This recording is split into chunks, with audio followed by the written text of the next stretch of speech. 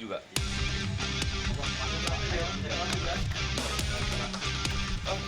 Beginilah penggerbekan rumah kos tempat persembunyian pengedar narkoba berinisial G yang tak lain mantan kepala dusun di Kecamatan Sumbersari, Jember.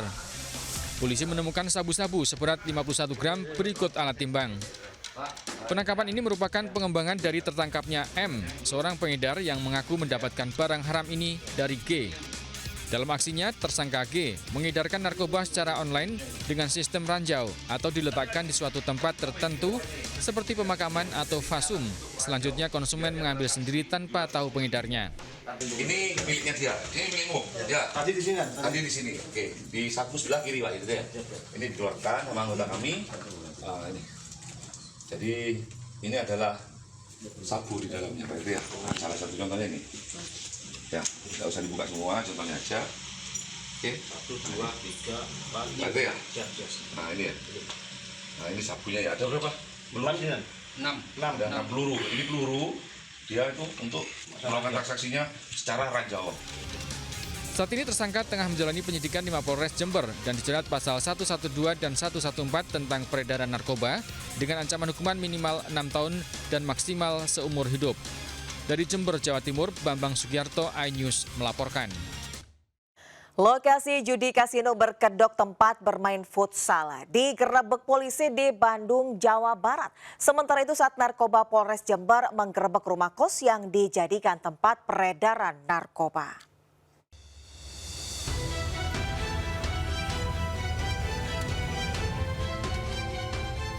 Lokasi judi kasino yang berkedok tempat bermain futsal berada di Jalan Ahmad Yani, Kota Bandung, digerebek polisi.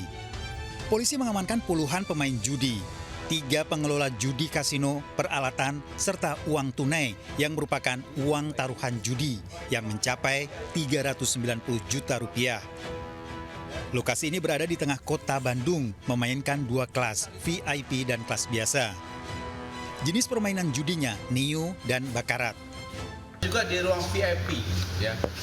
Ruang VIP ini peruntukannya untuk para pemain yang minimal untuk taruhannya itu 3 juta up ke atas, tidak terhitung. Kemudian untuk yang di luar ini adalah minimal yang 300.000 ya sekali main minimal, dan up-nya 3 juta.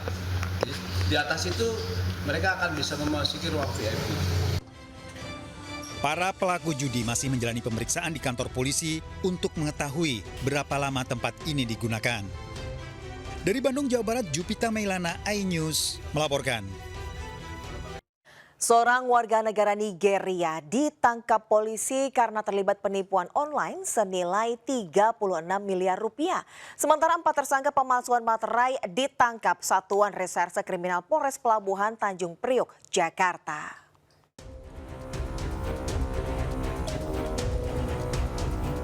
Ditras Cyber Polda Metro Jaya menangkap WNA asal Nigeria berinisial OI karena terlibat kasus penipuan online sebuah perusahaan swasta.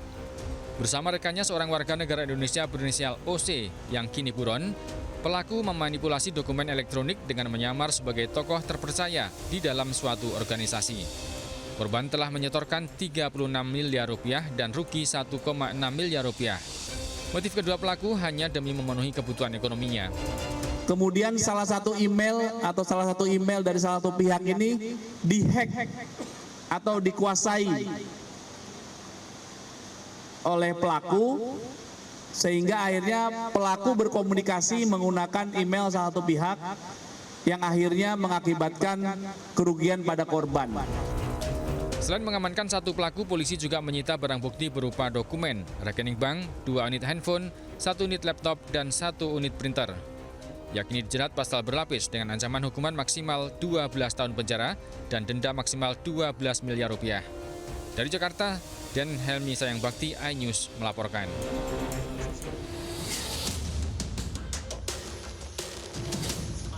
Satuan Reserse Kriminal Polres Pelabuhan Tanjung Priok menggerebek rumah kontrakan yang dijadikan tempat pemalsuan materai di Bekasi, Jawa Barat. Polisi menemukan 2.000 lembar kertas materai palsu siap edar. Peredaran materai palsu ini terbongkar akibat banyaknya temuan materai palsu di kawasan Jakarta Utara. Setelah penyelidikan, polisi akhirnya menangkap 4 orang yang sudah memproduksi dan menjual materai palsu sejak Mei 2023 dan menjualnya secara daring.